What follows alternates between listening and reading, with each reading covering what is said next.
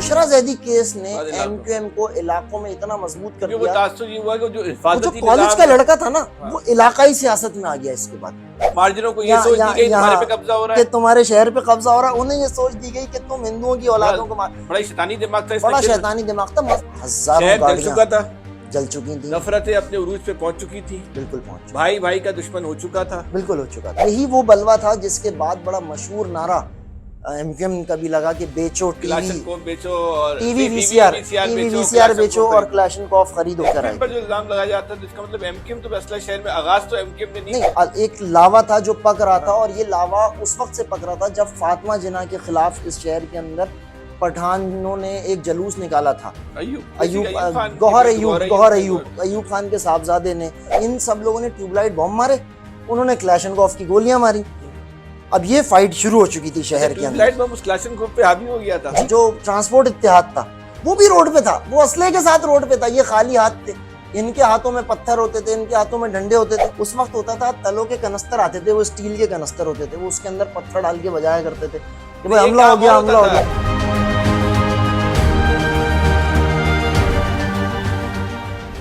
औज़ुबिल्लाहि मिनश्शैतानिर्रजीम, बिस्मिल्लाहिर्रहमानिर्रहीम। आज हम आपको माजी की तरफ लेके जाएंगे। तारीख से हम एक तारीख के एक बाब से, ख़ास तौर पे जो नई नस्ल है उसको जो हम रोशनास करवाना चाहते हैं।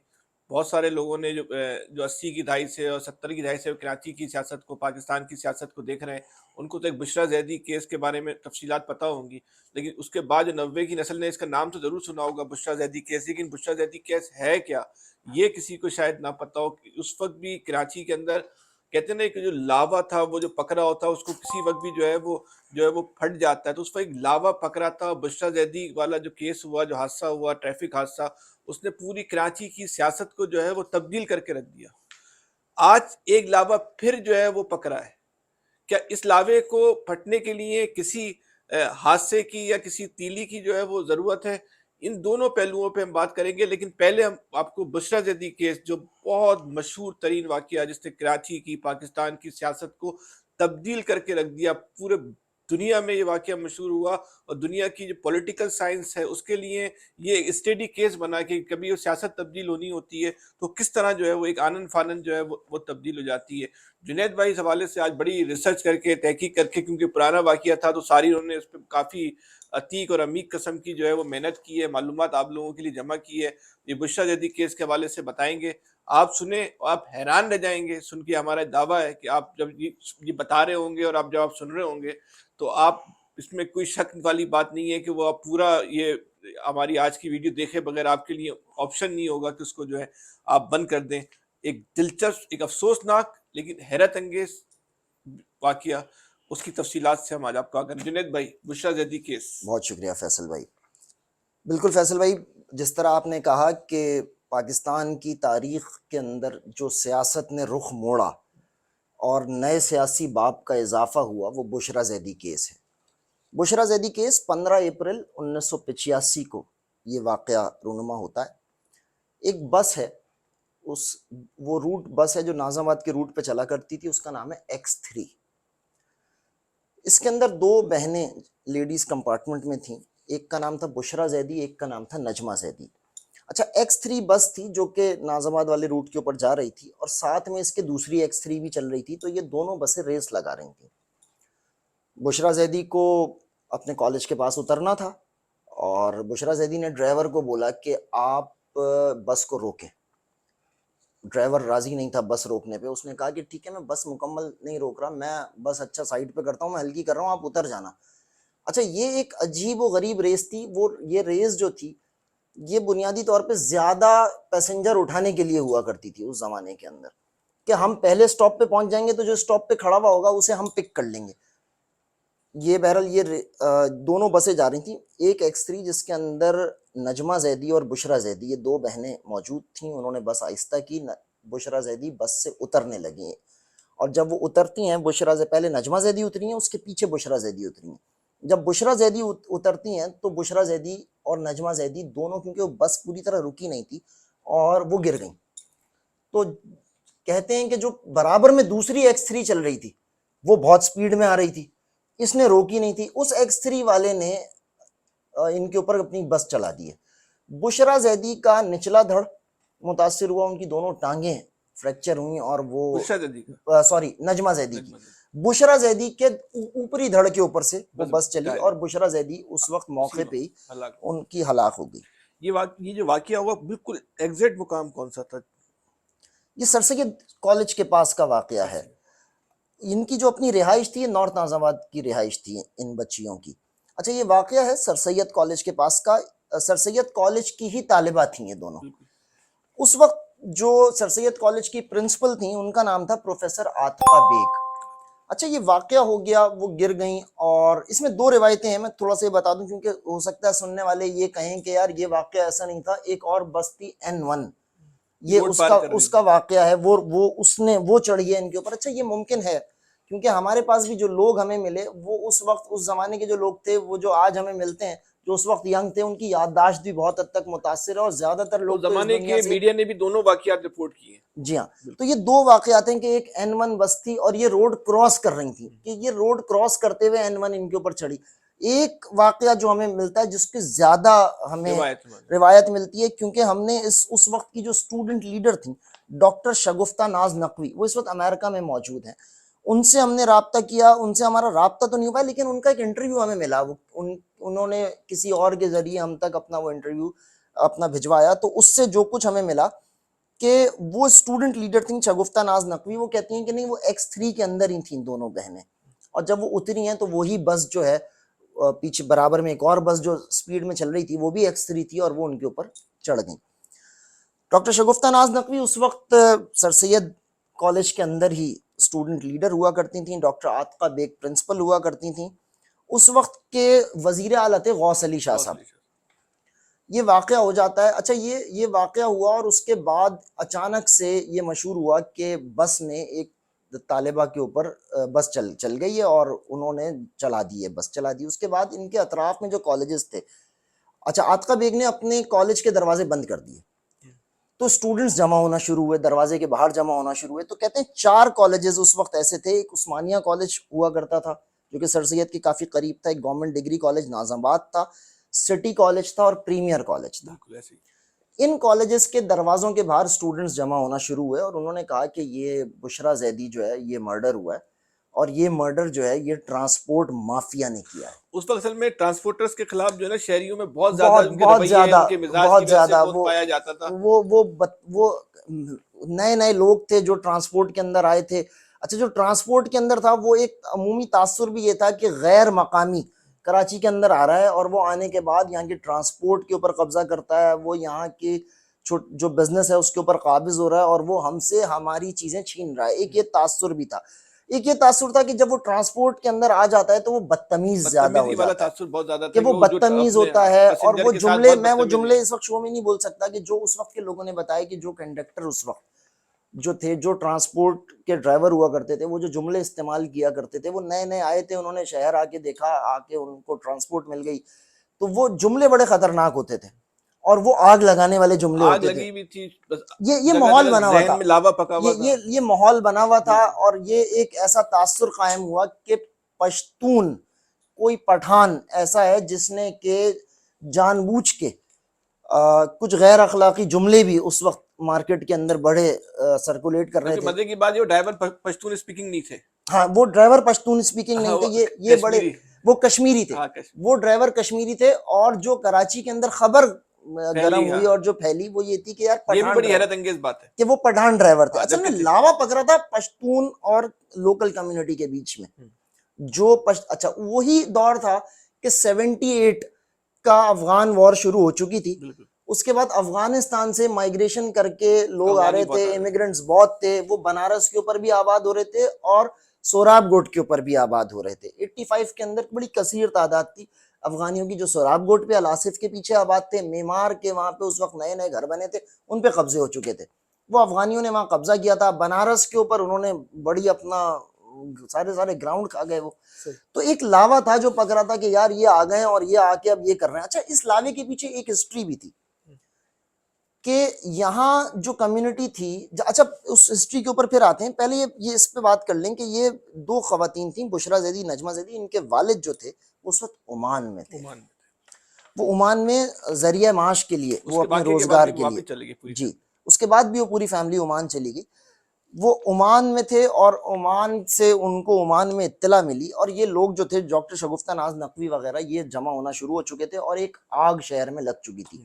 ڈاکٹر شگفتہ ناز نقوی بتاتی ہیں کہ ڈاکٹر شگفتہ ناز نقوی 2 نمبر ناظم آباد وہاں پرنٹنگ پریس ہوا کرتے تھے، وہاں پہ طاہر صدیقی صاحب کا ایک پرنٹنگ پریس تھا جس پہ بعد میں چھاپا بھی پڑا، اور وہ چھاپا خانہ یا پرنٹنگ پریس جو بہت تھا پمفلیٹ چھپا اور اس نے جی پورے شہر میں وہ آگ سیل لگانے ہوا. میں بڑا خطرناک کردار. وہ پمفلٹ جو وہاں چھپا اس میں پٹھانوں کو ٹارگٹ کیا گیا، اس میں پشتون بیلٹ کو ٹارگٹ کیا گیا کہ جو پٹھان ہیں وہ ہماری خواتین کے ساتھ بدتمیزی کر رہے ہیں، ہمارے کاروبار پہ قبضہ کر رہے ہیں، اور یہ سب کچھ چند گھنٹوں کے اندر ہوا ہے. اچھا، وہ ایسا کہنے والے کہتے ہیں کہ جو ایک سازش تیار کی گئی تھی یا لسانی ایگزیکٹلی فسادات کی، وہ پمفلٹ چھاپنا بھی اسی سازش اسی کا سازش کا حصہ تھا، تھا. اس سازش کا ایک حصہ تھا. اچھا وہ اس میں کوئی پمفلٹ کس کی طرف دانستہ سے طور تھا، پہ کوئی کمیونٹی کی طرف وہ سے نہیں تھا. پمفلٹ کس کی طرف سے تھا یہ کسی کو نہیں پتا.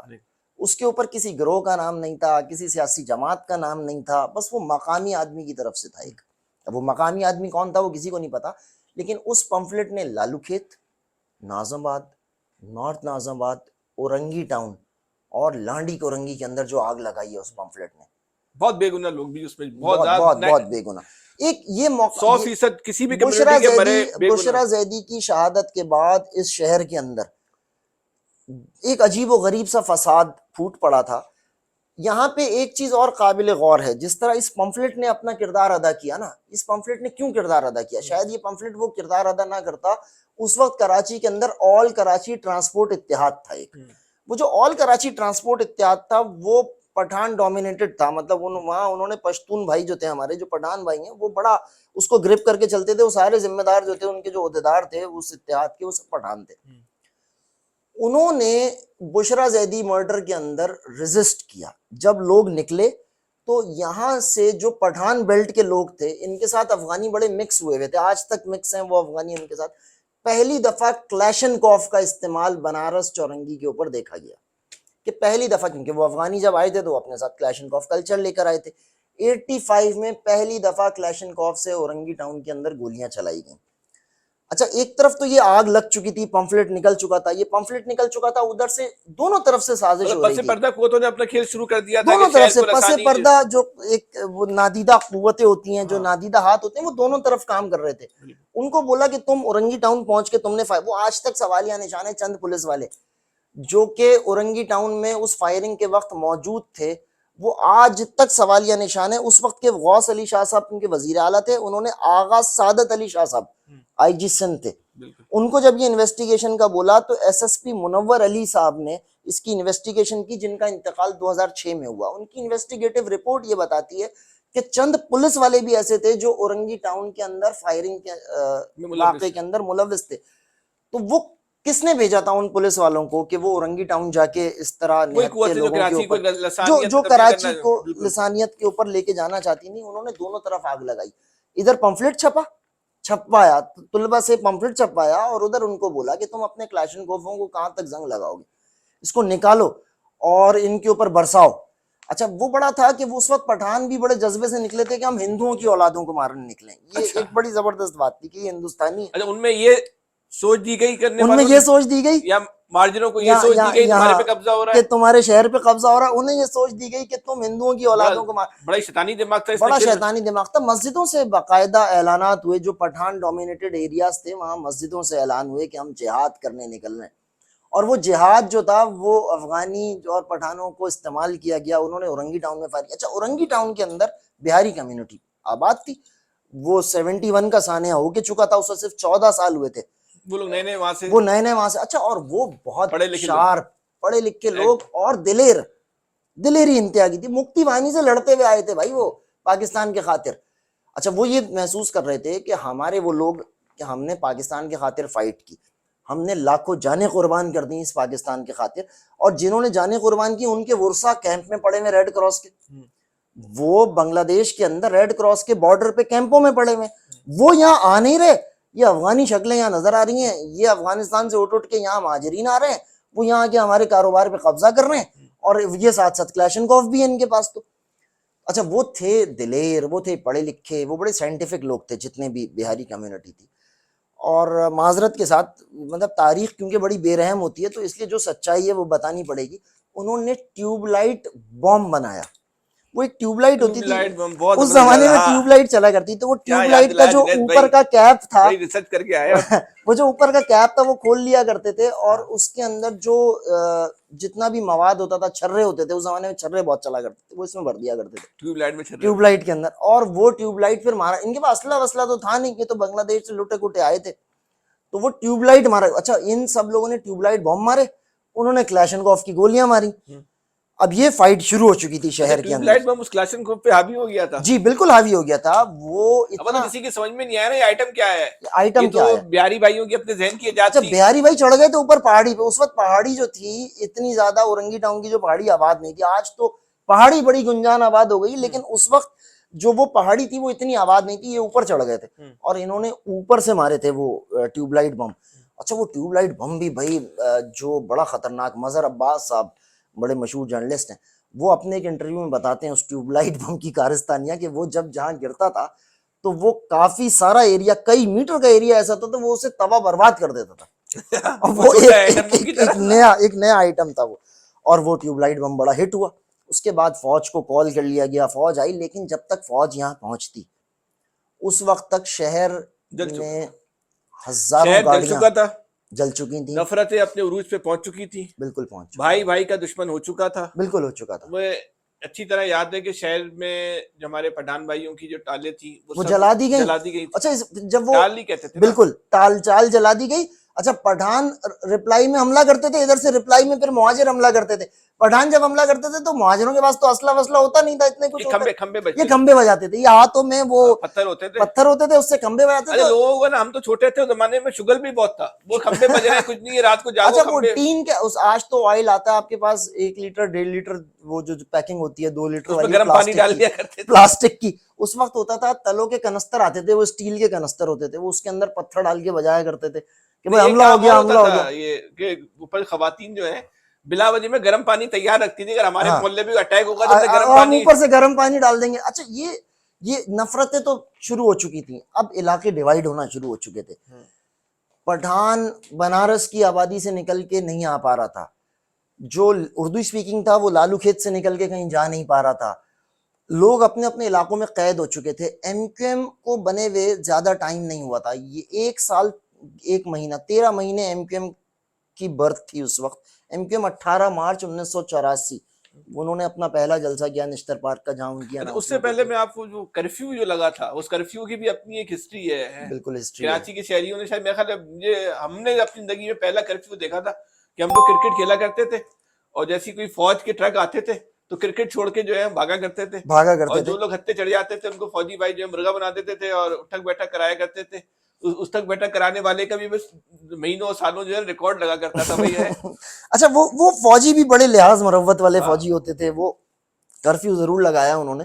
اچھا وہ فوج پاکستان کی فوج تھی نا, وہ تو سب کو برابر کا لے کے چل رہے تھے, لیکن یہاں پہ نفرتیں اتنی ہو چکی تھیں کہ انتہا تھی. اس میں بڑا نیگیٹو رول جو تھا آئی جی سندھ اس وقت جو تھے آغا سعادت علی شاہ. لیکن تاریخ بڑی بے رحم ہوتی ہے, آپ کو چیزیں ایکسیپٹ کرنی پڑیں گی. آغا سعادت علی شاہ نے ان ڈرائیوروں کو نہ صرف بھگوایا, آغا سعادت علی شاہ نے ان کی ایف آئی آر نہیں کٹنی تھی, کئی دن ہو چکے تھے ایف آئی آر نہیں کٹ پا رہی تھی, شہر میں بلوے تھے, 48 گھنٹے گزر چکے تھے, بلوے کنٹرول نہیں ہو رہے تھے. پھر غوث علی شاہ صاحب کے اسپیشل آرڈرز کے اوپر وہ ایف آئی آر کاٹی گئی. غوث علی اس ماشاء اللہ کا دور تھا, غوث علی شاہ صاحب وزیر اعلیٰ سندھ تھے ضیاء الحق صاحب کے, اور چیزیں ہاتھ سے نکلنی شروع ہو گئیں, اور چیزیں نکلتی چلی گئیں, نفرتیں پنپتی رہیں. ایک ایسا بلوہ تھا کہ اس کے بعد سے لے کے یہ مشہور رہا ایسا. اچھا اور ایسا بھی نہیں تھا کہ وہ بلوہ اس دن ہو رہا تھا, وہ بلوہ اس سے پہلے چل رہے تھے. مہاجر پٹھان ایک لاوا تھا جو پک رہا تھا, اور یہ لاوا اس وقت سے پک رہا تھا جب فاطمہ جناح کے خلاف اس شہر کے اندر پٹھانوں نے ایک جلوس نکالا تھا. گوہر ایوب خان کے صاحبزادے نے یہ بیج بویا تھا لسانیت کا. بھی ہم نے ایک پروگرام کرنا اگلا, بالکل کریں گے کہ کب کس کو بگدہ پڑا, کس کے چہرے پہ نشان رہا, کون کس نے پلاسٹک سرجری کرائی, اس کے اوپر پھر کریں گے. لیکن یہ آل کراچی ٹرانسپورٹ اتحاد کا جو کردار تھا یہ بھی بڑا عجیب تھا. کلاشنکوف کا پہلی دفعہ آزادانہ استعمال ہوا یہی وہ بلوا تھا جس کے بعد بڑا مشہور نعرہ ایم کیو ایم کا بھی لگا کہ بیچو ٹی وی کلاشن کو بیچو اور T V we C بیچو are بیچو اور کلاشن کوف خریدو. اس کے بعد اس شہر نے وہ اسلحہ دیکھا، پھر اتنا اسلحہ دیکھا اس شہر نے کہ لوگوں نے بیروت کی مثال کلاشن کوف کلچر جو ہے پھر وہ افغان جنگ کا تحفہ تھا جو افغانی یہاں بالکل افغان ضیاء صاحب کا تحفہ تھا. یہ ضیاء صاحب جن افغانیوں کو لانے پہ تیار ہوئے اور یہاں بسا رہے تھے وہ کہتے تھے یہ ہمارا زیور ہے، وہ اپنا زیور لے کر آئے پر تھے. جو الزام لگایا جاتا ہے تو اس کا مطلب ایم کیو ایم تو اسلحہ شہر میں آغاز تو ایم کیو ایم نے نہیں کیا. ایم کیو ایم آغاز نہیں ہے، ایم کیو ایم تو کردار ہے ایک جو کہ بہت بعد میں اس پورے ڈرامے کے اندر ایم کیو ایم کی انٹری تو 1984-85 کی ہے نا. گوہر ایوب کا جو بلوا تھا مہاجر پٹھان فساد، اس وقت ایم کیو ایم کہاں تھی؟ الطاف حسین تو اس وقت اسٹوڈنٹ بھی نہیں تھے شاید، وہ تو بہت چھوٹی عمر کے ہوں گے. اور ایم کیو ایم کی جو یہ موجودہ قیادت تھی بعد میں جو آئی، عظیم احمد طارق یا ڈاکٹر عمران فاروق وغیرہ، یہ تو سب 8-10 سال کے بچے ہوں گے شاید اس وقت. اچھا پھر بشرا زیدی والا کیس پہ پھر کیا ہوا مزید؟ بشرا زیدی بڑی خاندانی ان کا جو سسٹم تھا وہ بڑا والے لیے دیے رہنے والے لوگ تھے. ان کے والد عمان میں نوکری کرتے تھے، صاحب ثروت لوگ تھے وہ. ان کے اوپر جب اس طرح کی باتیں ہوئیں، کچھ غیر اخلاقی جملے بھی آئے پٹھانوں کی طرف سے بھی، کچھ نعرے ایسے لگے جو غیر اخلاقی تھے. اور اس وقت ایم کیو ایم بن چکی تھی، ایم کیو ایم کی طرف سے بھی ایک خاتون جو بعد میں سینیٹر رہیں، اور ان کی طرف سے بھی ایک دو جملے جو ان کی فیملی بتاتی ہے کہ وہ کچھ جملے ایسے آئے جو ان کے فادر کو ان کو بڑا ہرٹ کیا. ان سینٹینس ان کے فادر واپس اپنی پوری فیملی کو لے کے پھر عمان چلے گئے، اور پھر عمان کے بعد جو ڈاکٹر شگفتہ ناز نے بتایا وہ عمان سے ہی امریکہ شفٹ ہو گئے. وہ یہ برداشت نہیں کر سکتے تھے. ان کی 2 ہی بیٹیاں تھیں، ایک بیٹی جو تھی وہ معذور ہو گئی تھی، ایک بیٹی جان سے جا چکی تھی. وہ کسی پولیٹیکل پارٹی کا پارٹ بھی نہیں بننا چاہتے تھے کسی. اس وقت جب یہ بشرا زیدی کیس ہوا اس وقت ایم کیو ایم کہاں کھڑی تھی؟ اور بشرا زیدی کیس کے بعد ایم کیو ایم علاقوں میں اتنی اسٹرانگ نہیں تھی اس وقت جتنا ہمیں معلوم ہوا ہے آج بھی، کیونکہ ایم کیو ایم تو موجود ہے. جو ایم کیو ایم کے پرانے لوگ ہیں ان سے ہماری بات ہوئی. اے پی ایم ایس او بن چکی تھی اور بہت مضبوط تھی، کالجوں کے اندر بڑی مضبوط تھی. یہ اس وقت رفیق عیسانی اے پی ایم ایس او کے چیئرمین ہوا کرتے تھے. Azeem Ahmed Tariq M Q M کے چیئرمین ہو چکے تھے، اس سے پہلے Azeem Ahmed Tariq A P M S O کے بھی چیئرمین ہوا کرتے تھے. بڑی مضبوط تھی. ہر کالج کے اندر جو ہولڈ تھا اس سے پہلے جمعیت کا ہوا کرتا تھا، اور جمعیت کے ہولڈ کو توڑ کے اے پی ایم ایس او ہر لڑکیوں کے کالج کے اندر اور لڑکوں کے کالج کے اندر وہ بہت مضبوط یونٹ اپنا بنا چکی تھی. اور وہ نظریاتی طور پہ، فکری طور پہ بہت مضبوط ہو چکے تھے. ان کی پلاننگ اب جو اگلی بلدیاتی الیکشن اور اس کے بعد نیشنل اور صوبائی، انہوں نے جس طرح قومی اور صوبائی اسمبلی کے الیکشن لڑنے تھے، ان کے تھنک ٹینکس اس پہ کام کر رہے تھے.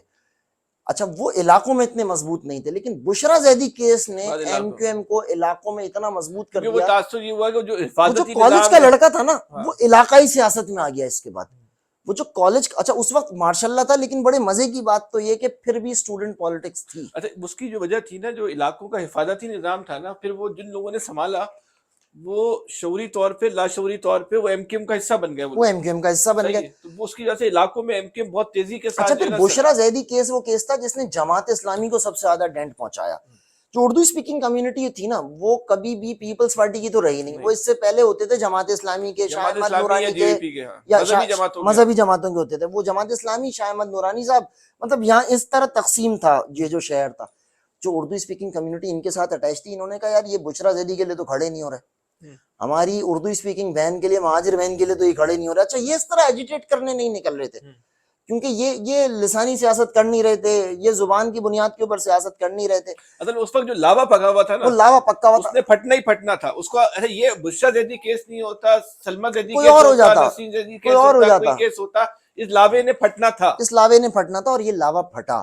اس کے بعد جب ایم کیو ایم علاقوں میں مضبوط ہوئی ہے، انہوں نے نیبرہڈ اس کے بعد بنانا شروع کیے. اس کے بعد وہ یونٹ بنے، پھر سیکٹر بنے، اور پھر اس کراچی کے اندر ہم نے دیکھا کہ وہ ایک بشرا زیدی کیس، اس کے بعد ایسا نہیں تھا کہ اس سے پہلے کوئی کراچی کے اسٹوڈنٹس نہیں مرے تھے کسی بس مرے تھے، یا ٹریفک حادثات نہیں ہوتے تھے. اسٹوڈنٹس ٹریفک حادثوں میں بے شمار بنے اس سے پہلے، جو تاریخ ہمیں بتاتی ہے، پہلے بھی اس کے بعد بھی، اور اس کے بعد بھی مرے. لیکن جو شہرت بشرا زیدی کو ملی اس کی وجہ کہ ایم کیو ایم کی جو برتھ ہے. مطلب بشرا زیدی کیس جو ہے نا ایک سم نام بن گیا.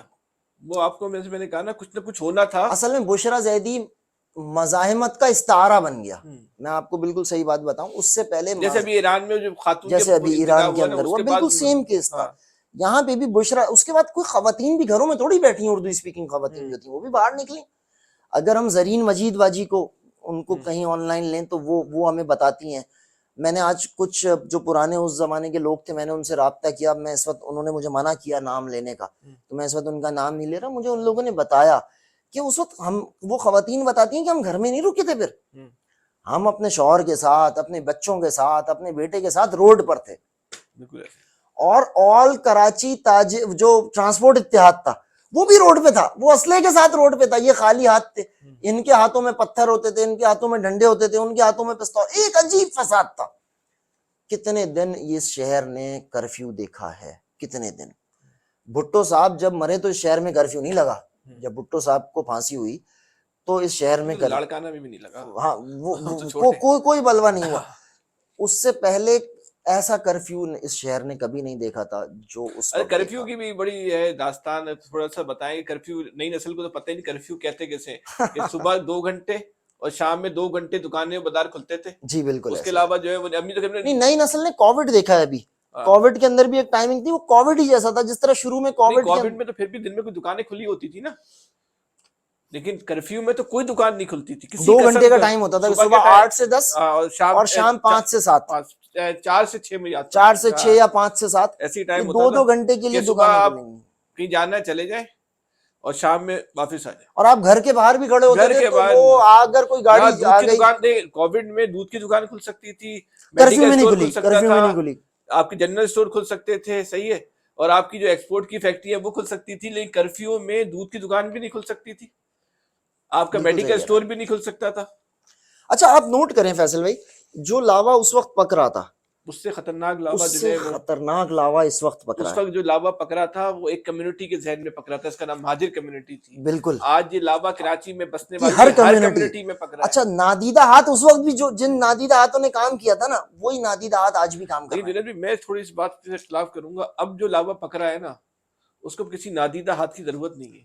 انہوں نے اتنا ٹرین کر دیا نا ہر طرف. ٹرین کا بھی ایشو نہیں ہے کہ نفرتوں کو اتنا پھیلا دیا گیا, اور احساس محرومی اتنی, اور طبقاتی تفریق اتنی زیادہ ہو گئی, آج بھی اردو اسپیکنگ کمیونٹی کے اندر آپ نے احساس بیگانگی جو ہے وہ پیدا کر دیا کہ ساری کراچی میں رہنے والے جو بھی جو کراچی میں رہتا ہے, اس کا بچہ اگر کراچی گیا, خود کراچی میں سفر کر رہا ہے. اچھا بالکل وہی تفریق آج پیدا ہو رہی ہے شہر میں, جیسے اس وقت مقامی غیر مقامی کی تھی.